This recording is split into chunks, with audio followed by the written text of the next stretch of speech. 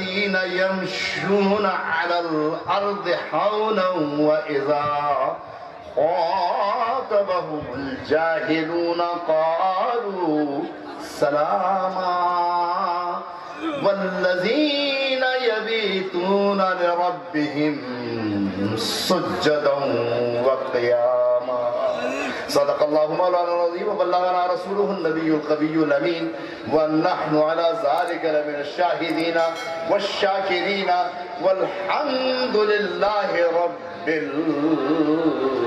العالمين. حمد و صلات کے میرے محبوب و محترم صاحب عز و حشم عالم بے بدل فاضل اجل حضرت قبلہ خواجہ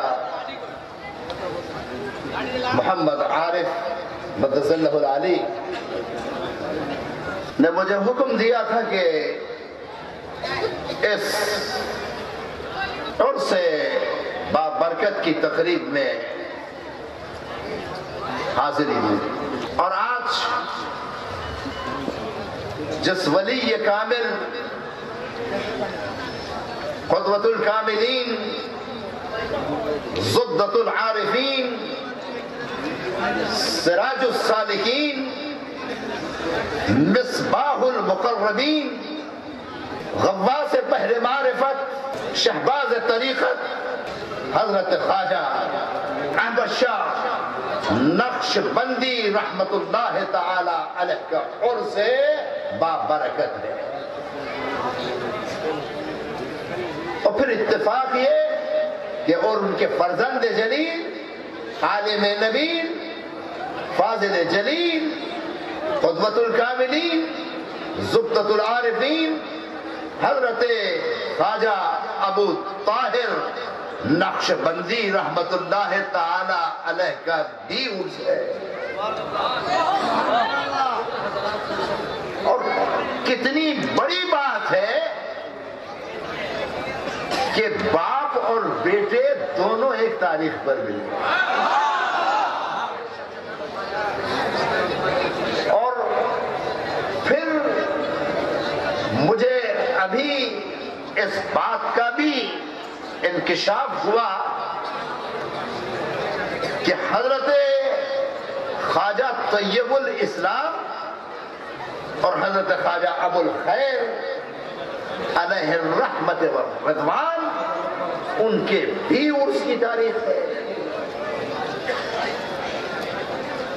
اور آپ سمجھیے میں پاکستان سے آیا ہوں, میرا ملک بہت دور ہے, لیکن میں سمجھتا ہوں میری حاضری, میری جب ہسائی, میرے اس در پر آمد یہ نہ میرے اختیار میں تھی نہ کسی اور کے اختیار میں تھی. یہ اللہ کے اس ولی کی کرامت ہے کہ مجھے بلا کر جو ہے اس دربار کے اندر جو ہے حاضری.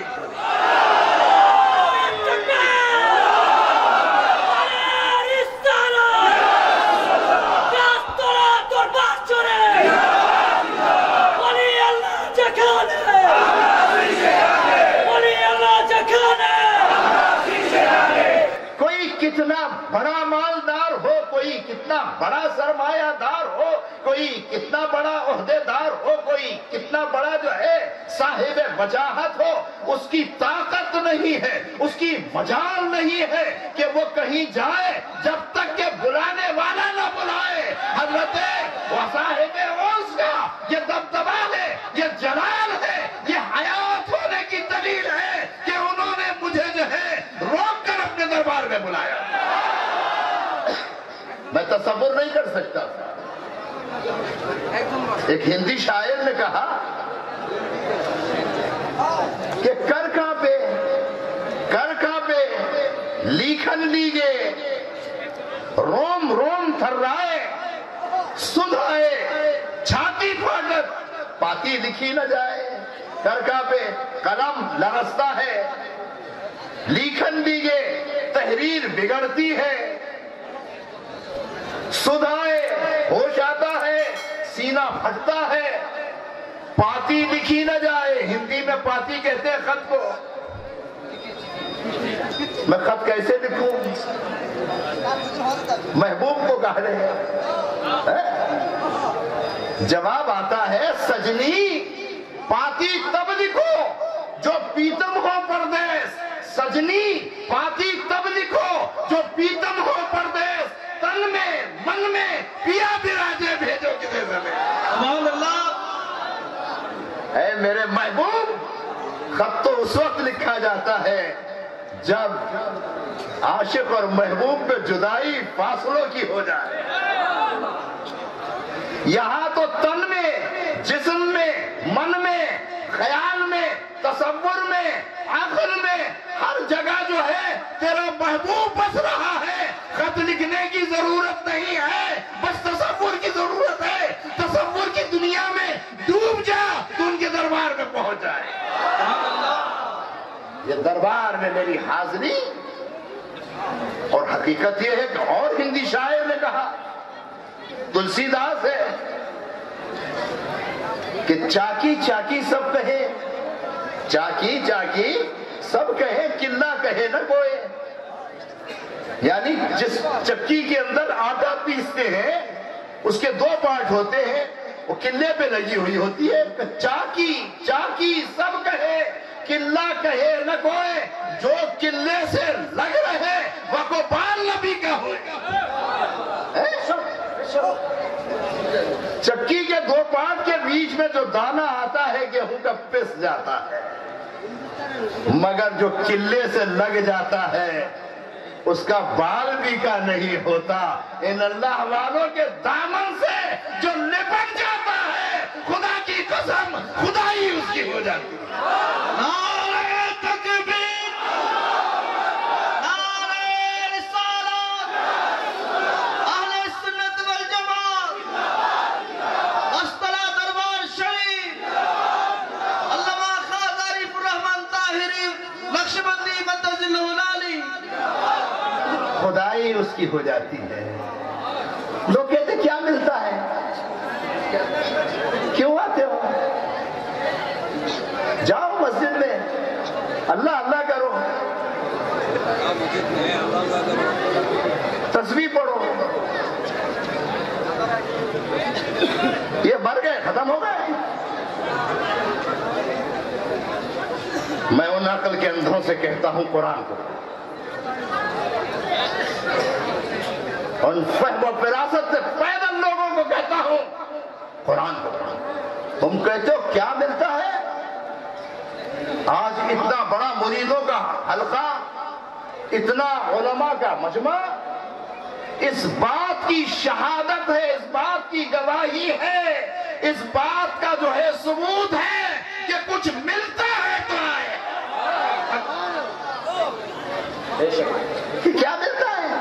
ارے میں کہتا ہوں اللہ والوں کی تو گائے کو بھی خدا پالتا ہے، مریدوں کو پالنا تو بڑی بات ہے، اولاد کو پالنا تو بڑی بات ہے، ارادت مندوں کو قریب کرنا تو بڑی بات ہے، ان کی گائے بھی اللہ پالتا ہے۔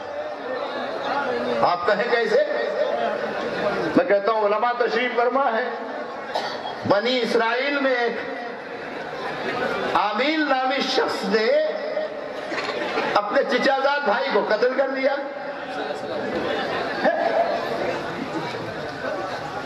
اور اس کی لاش جا کر ان کے دروازے پہ ڈال دی کہ قاتل یہ ہے۔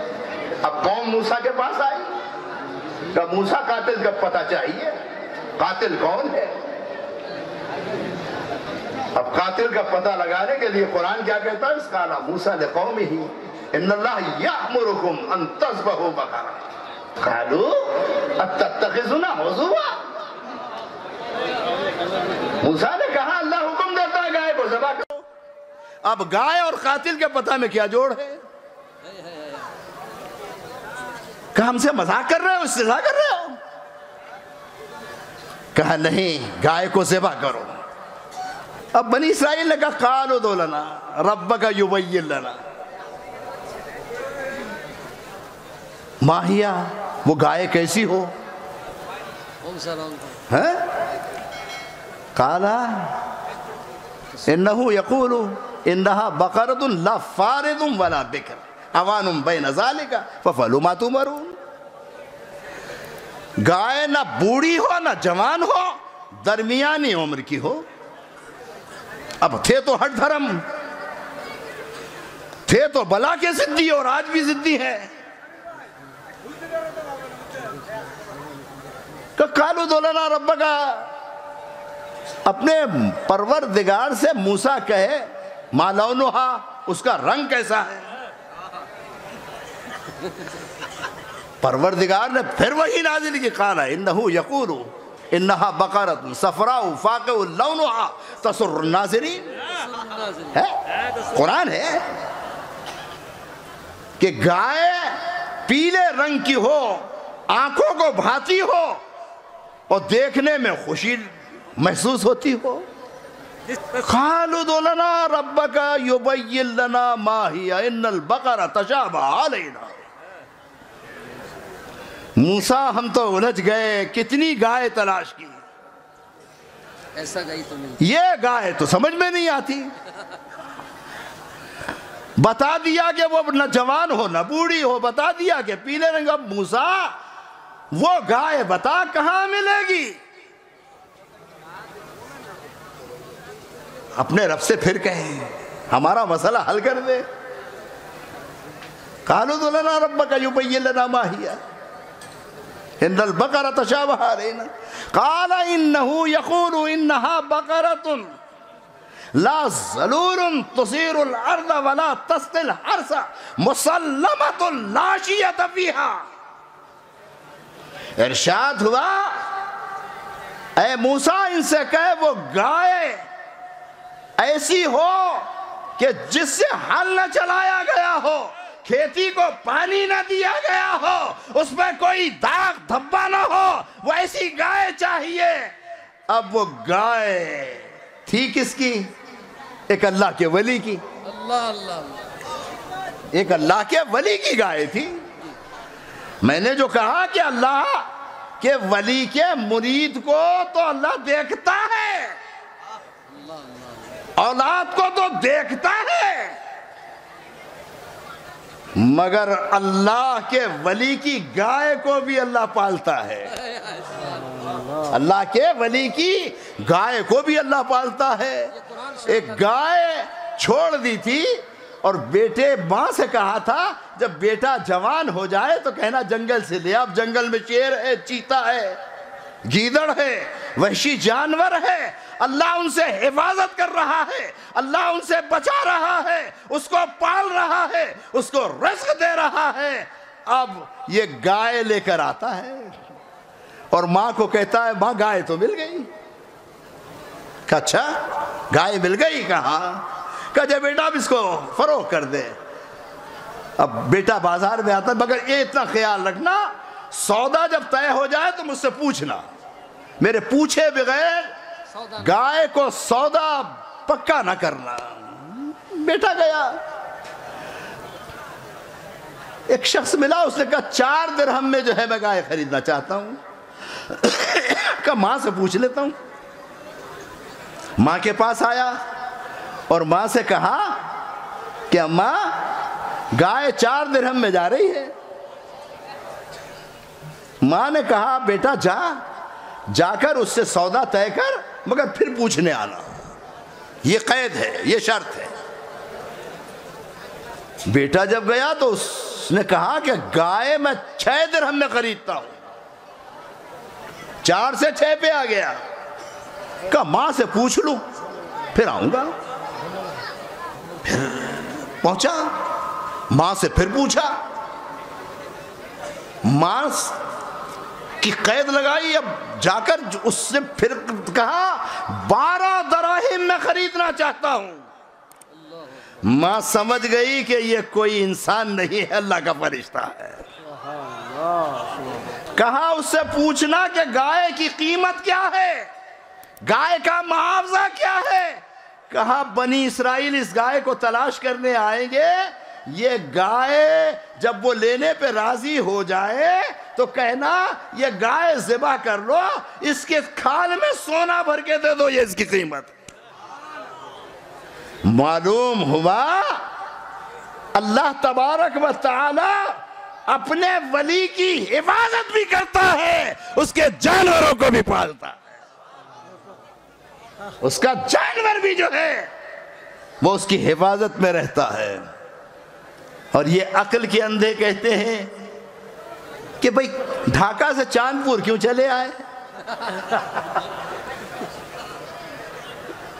دریائے گنگا کی لہروں پر چلتے ہوئے کیوں پہنچے، اتنا سفر کیا، سردی کی رات، خون کی اتنی تکلیف برداشت کی۔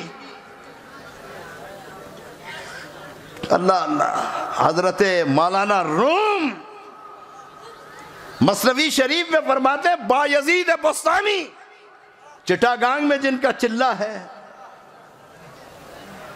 حضرت بایزید بستامی بڑا سفر کیا، 113 سفر میں جو ہے اللہ کے ولیوں کو تلاش کیا۔ اب میں زیادہ طویل بات نہیں کرنا چاہتا۔ حضرت بایزید ایک بزرگ کے پاس پہنچے، دیکھا، دیکھنے کے بعد جو ہے ان کے ارادت میں بیٹھ گئے۔ کہا بایزید کہاں جا رہے ہو؟ کہا حج پر۔ کہا کیا کرو گے وہاں؟ کہا عمرہ کروں گا۔ کہا پھر؟ کہا صفا مروہ پہ جاؤں گا۔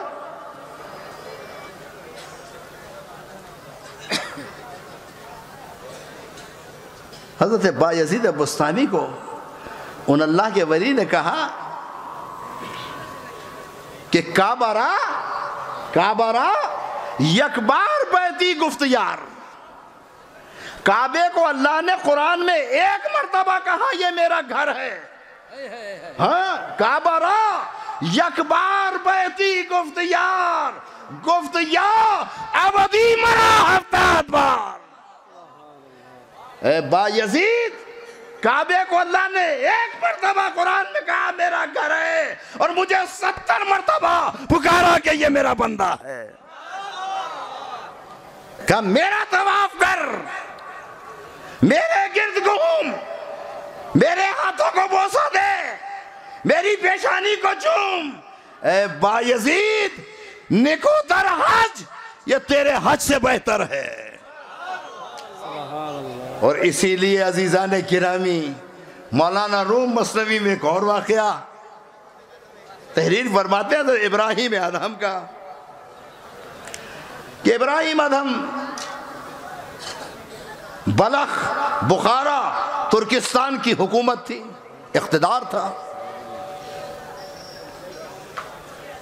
ایک دن دیکھا چھت پر کوئی شخص چل رہا ہے، کب پکڑ کر لاؤ، پکڑ کر لایا گیا۔ کیا بات ہے؟ کہ اپنا اونٹ تلاش کر رہا ہوں۔ کہ شاہی محل کی چھت پہ تیرا اونٹ آئے گا؟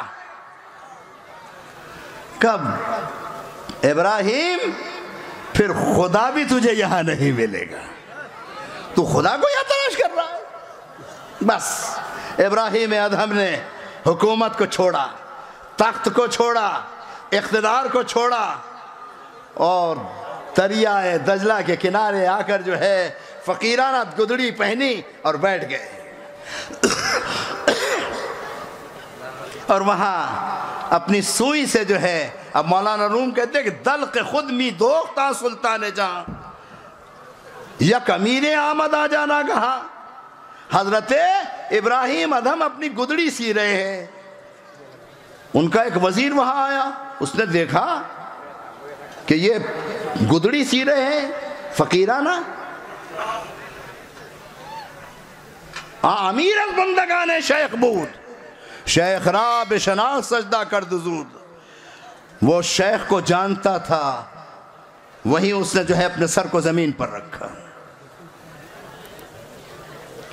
حضرت ابراہیم ادہم سمجھ گئے اس امیر نے دل میں خیال کیا ہے ملک ہفت اقلیم ضائع می کند، ملک هفت اقلیم ضایع می کند، جو گدا بر دلق سوزن می زند، که 7 خلافتوں کو چھوڑ کر فقیری اختیار کی ہے۔ حضرت ابراہیم ادھم نے اپنی سوئی دریا میں پھینک دی، اور دریا کے اندر پھینکنے کے بعد مچھلیوں سے کہا اے مچھلیوں میری سوئی چاہیے، کہا پہلے دماغ پھرا، اقتدار چھوڑا، اب اقتدار چھوڑنے کے بعد جو ہے سوئی دریا میں پھینک کر مچھلیوں سے کہتے ہیں مچھلیوں سوئی مجھے لا کر دو۔ حضرت ابراہیم ادھم علیہ الرحمہ نے جو ہے اسی وقت جو ہے 100,000 ماہیے للہ سوزنے زربر لبے ہر ماہیے، ہزاروں مچھلیاں اٹھی اور کہنے لگی اے شیخ میری سوئی لے لے، کہا مجھے وہ لوہے کی سوئی چاہیے، یہ سونے اور چاندی کی سوئی نہیں چاہیے۔ حضرت نے اس وزیر کی طرف رخ کیا، مولانا روم فرماتے ہیں کہ روبدو کر دو بے گفتم اے امیر، ملک دل بہیا چنا ملک حقیر۔ کہ کیا سمجھتا ہے کہ وہ حکومت اچھی تھی یا یہ اقتدار اچھا ہے یا یہ ملک اچھا ہے؟ اصل میں عزیزان گرامی بس بات اتنی ہے کہ اقتدار ان اللہ والوں کا ہے، حکومت ان اللہ والوں کی ہے، اور بنگلہ دیش اللہ اسے آباد رکھے، اللہ اس کے بچوں کو آباد رکھے، اللہ اس کے ذروں کو آباد رکھے، اللہ یہاں اہل سنت والجماعت کا دبدبا رکھے، درود و سلام کی آواز ہر کونے اور ہر مسجد سے بلند، شاہ جلال کا کرم رہے، شاہ فرحان کا کرم رہے، حضرت شاہ خواجہ شرف الدین کے جود و کرم کا دریا بہتا رہے، حضرت گلاب شاہ کے دربار کی فیض کی خوشبو پھیلتی رہے، حضرت خواجہ احمد شاہ نقشبندی علیہ الرحمت والغفران کا فیض جاری رہے، حضرت شیخ خواجہ ابو طاہر کا فیضان کرم کا دریا بہتا رہے، حضرت شاہ طیب خواجہ طیب شاہ کا فیض جاری رہے، حضرت خواجہ ابو الخیر کے فیض کا دریا جاری رہے، اور نقش بندیوں کو فخر کرنا چاہیے، اے شاہ نقش بند، اے شاہ نقش بند نقش مراب بند، اے شاہ نقش بند نقش مراب بند، نقش چناب بند کے گویند نقش بند، اے شاہ نقش بند ایسا مجھ پر جو ہے نقش کر دیجئے کہ دنیا یہ کہے کہ یہی نقشہ ہے، جب تو مجدد الفسانی نقش بندی کہلائے۔ اور اسی لیے اقبال نے کہا حاضر ہوا میں شیخ مجدد کی لحد پر، وہ خاک کے ہے زیر فلک مطلع انوار، اور گردن نہ جھکی جس کی جہانگیر کے آگے، گردن نہ جھکی جس کی جہانگیر کے آگے، وہ زیر فلک صاحب افلاک کا تردار۔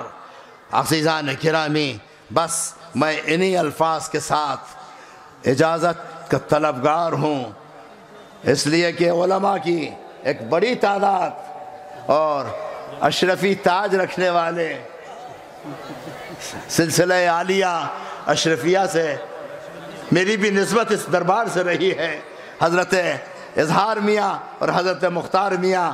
عزیزان گرامی یہ اشرفی تاج، اشرفی ناز کر تو قسمت پر کون پاتا ہے سلسلہ ایسا، اللہ اس سلاسل کو آباد رکھے۔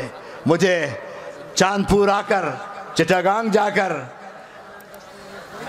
اس بات کی خوشی ہوئی کہ یہاں اہل سنت زندہ ہے، اہل سنت کا دبدبہ ہے، اہل سنت بنگلہ دیش میں انشاءاللہ العزیز ہمیشہ سربلند رہیں گے۔ خواجہ محمد عارف جیسے علماء، بخاری صاحب جیسے علماء اس ملک میں جب تک موجود ہے، ہمیں اس بات کا یقین ہے کہ بنگلہ دیش کا بچہ یا رسول اللہ کا نعرہ لگاتا رہے گا۔ بنگلہ دیش کی ہر مسجد سے درود و سلام کی آواز بلند ہوتی رہے گی. بنگلہ دیش کی ہر مسجد سے غوث العظم، قطب ربانی، محبوب سبحانی، شیخ لاسانی، شب لا مکانی کا علم بلند ہوتا رہے گا. خواجہ کی نگری کی آواز آتی رہے گی. اس دربار کو خواجہ سید احمد شاہ بخاری کے فیوزات کا دریائے گنگا سے زیادہ تیز بہتا رہے گا. گنگا تو پھر دب جاتی ہے، مگر یہ فیض کا دریا ایسا ہے جو ہمیشہ بہتا ہے اور بہتا رہے گا. والسلام علیکم ورحمت اللہ وبرکاتہ.